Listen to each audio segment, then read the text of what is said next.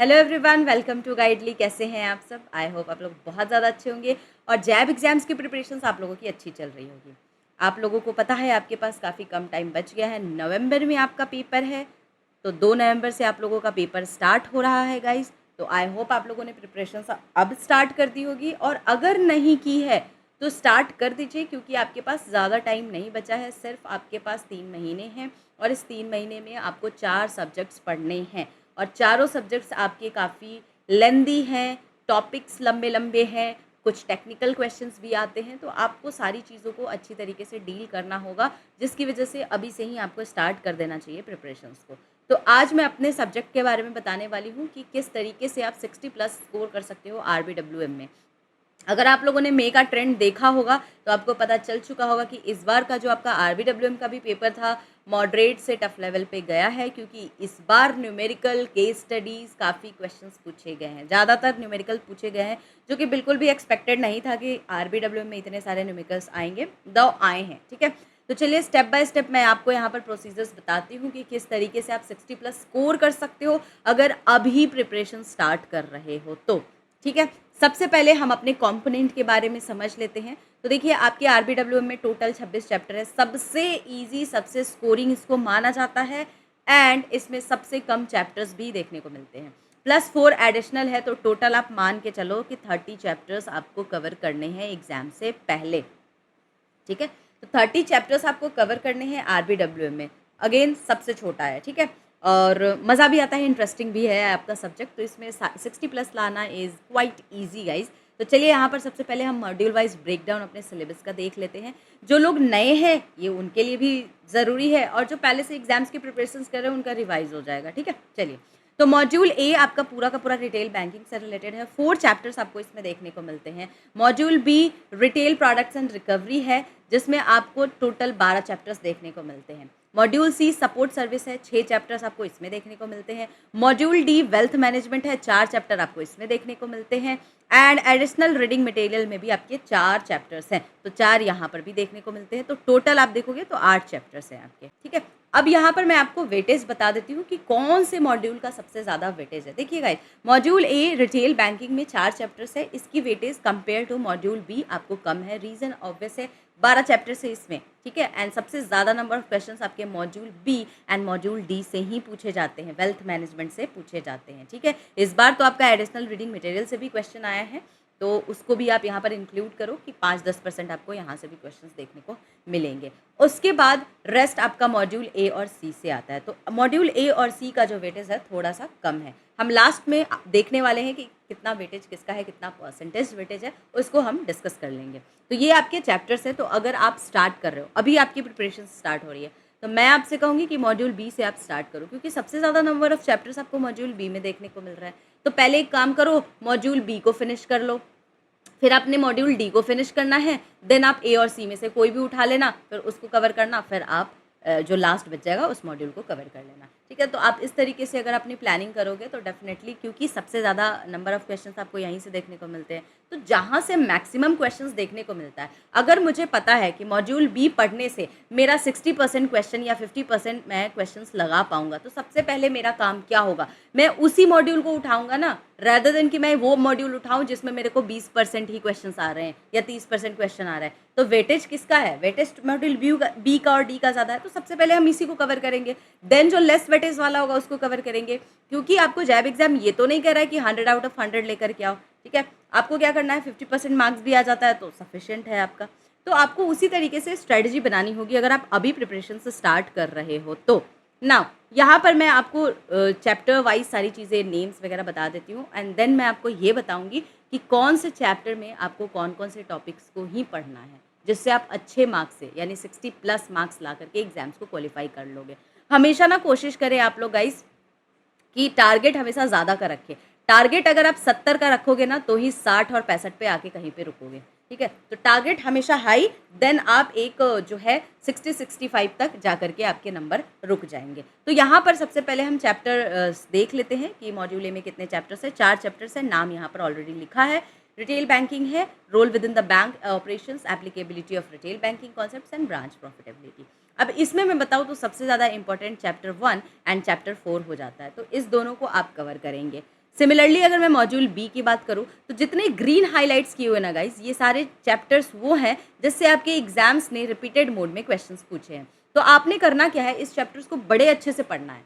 Rest के तो topics मैं बताऊंगी ही, लेकिन ये जो कुछ चैप्टर्स मैं यहाँ पर गिने चुने जो हाईलाइट्स कर रखे हैं ना, इस चैप्टर को बहुत अच्छे से आपको पढ़ के जाना है ताकि आपको 60+ मार्क्स आ जाए एग्जाम में बिना किसी फेलवर के। ठीक है। सिमिलरली अगर मॉड्यूल सी की बात करूँ तो 18, 19 एंड 21 तीन चैप्टर्स आपके बहुत इंपॉर्टेंट है, इससे एग्जाम्स में काफ़ी क्वेश्चंस आए हैं। अगर मैं मॉड्यूल डी की बात करूँ तो मॉड्यूल डी में ना ये चारों ही चैप्टर इंपॉर्टेंट है, इससे बढ़ के क्वेश्चंस आते हैं। आपने क्या करना है, इन चारों को अच्छे से पढ़ना है।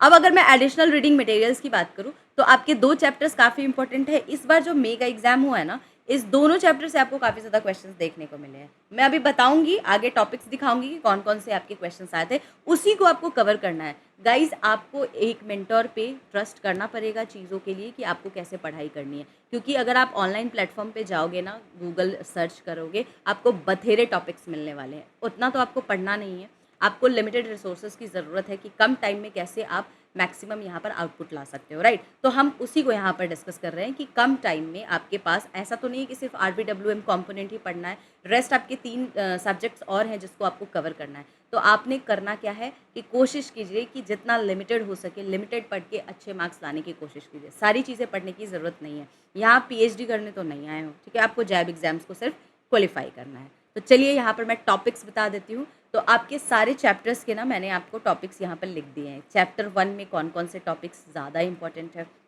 चैप्टर 2 के, चैप्टर 3 के, चैप्टर 4 के। अब ब्रांच प्रॉफिटेबिलिटी है ना, इससे आपको काफ़ी ज़्यादा न्यूमेरिकल्स भी देखने को मिलते हैं, जैसे ग्रॉस प्रॉफिट से न्यूमेरिकल पूछ लेगा, रिटर्न ऑन एसेट से न्यूमेरिकल पूछ लेता है, और ये सारे न्यूमेरिकल मैंने आपको करा रखे हैं। तो अगर किन्हीं को भी न्यूमेरिकल पढ़ना है तो यूट्यूब पे फ्री क्लासेस हैं न्यूमेरिकल्स की, आप जा करके उसको पढ़िए।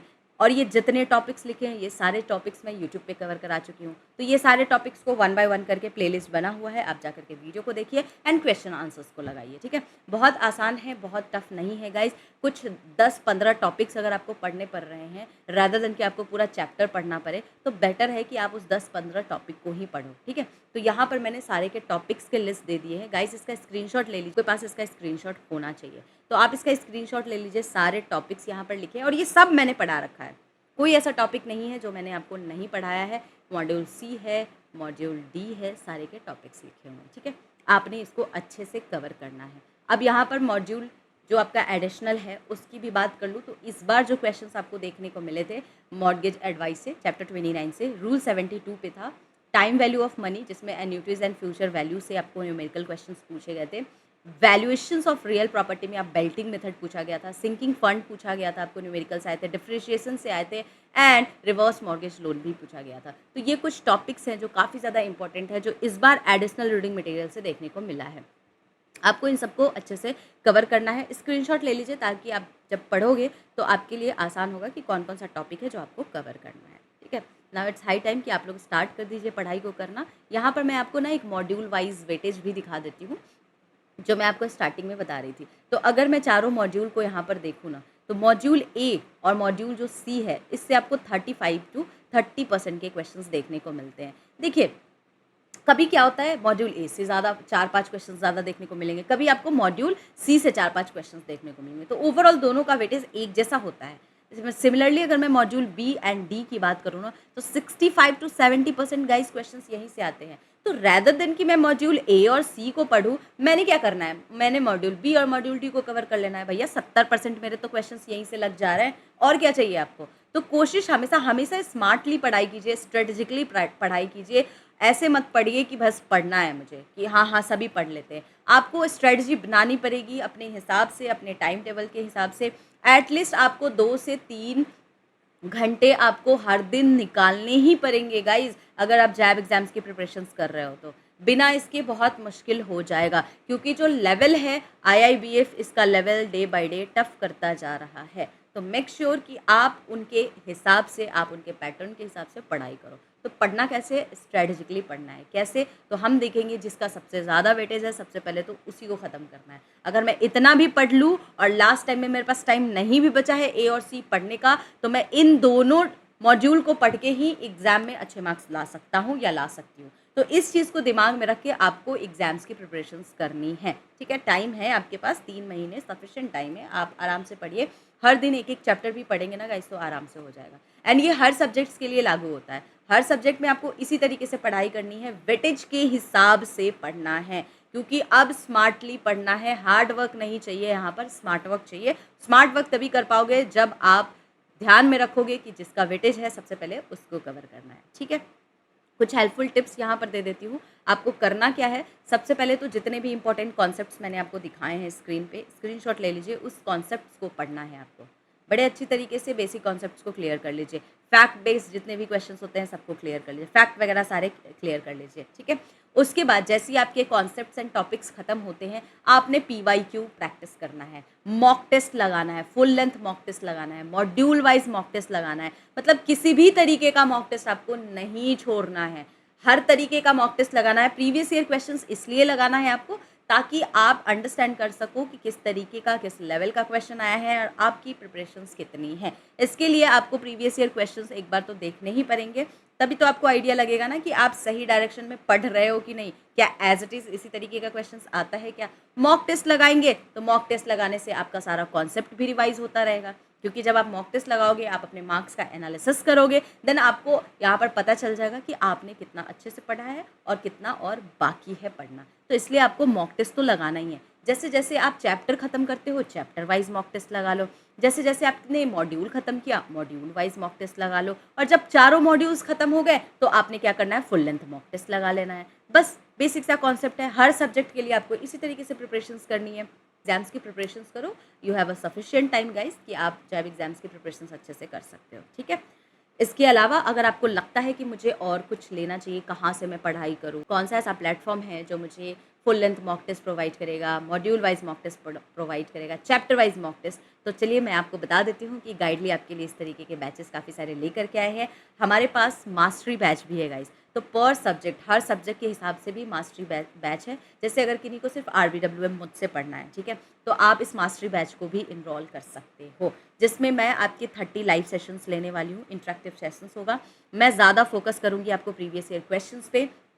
इसके अलावा जितने न्यूमेरिकल्स आए हैं आपके RBWM में, केस स्टडीज़ आए हैं, जो बच्चों का दुख दर्द है, उन सारी चीज़ों को हम यहाँ पर डील करेंगे, बेसिक से सारी चीज़ों को समझेंगे गाइस, और एग्जाम्पल्स के साथ, रियल टाइम एग्जाम्पल के साथ मैं आपको रिलेट करके सारे टॉपिक्स को पढ़ाने वाली हूँ। तो डेफिनेटली आप इस सेशन को ज्वाइन कर सकते हैं। अगर सिर्फ आपको पर्टिकुलर सब्जेक्ट ही पढ़ना है, मुझसे पढ़ना है, तो आप इसको इनरोल कर सकते हैं, ठीक है? आपको फुल लेंथ देखिए यहाँ पर मॉक टेस्ट भी मिलेगा, और चैप्टर वाइज मॉक टेस्ट तो मैं आपको प्रोवाइड कर दूँगी, ठीक है?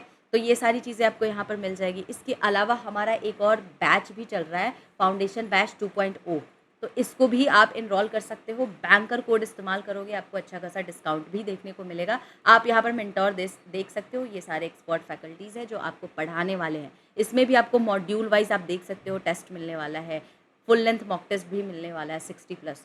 तो आप इसको ज़रूर इनरोल कीजिए अगर किन्हीं को भी जैब एग्ज़ाम्स की प्रिपरेशंस करनी है, और अगर वो चाहते हैं कि अच्छी तरीके से वो पढ़ाई करें, क्रिस्प वीडियोस सॉल्यूशंस चाहिए, तो आप डेफिनेटली हमारे गाइडली के पेड बैच को इनरोल कर सकते हो। हमारे पास सुपर प्लान बैच भी है गाइस, तो आपको इसमें 2 तरीके का प्लान मिलता है, एक 6 मंथ, एक 12 मंथ। तो अगर आप 6 मंथ का प्लान लेते हो तो 6 मंथ तक जितने भी ऑनगोइंग अपकमिंग कोर्सेज होंगे उस सब के आपके पास एक्सेस होंगे। तो आपको जो भी इसमें फ्रूटफुल लगेगा, आप उस बैच को भी इनरोल कर सकते हो।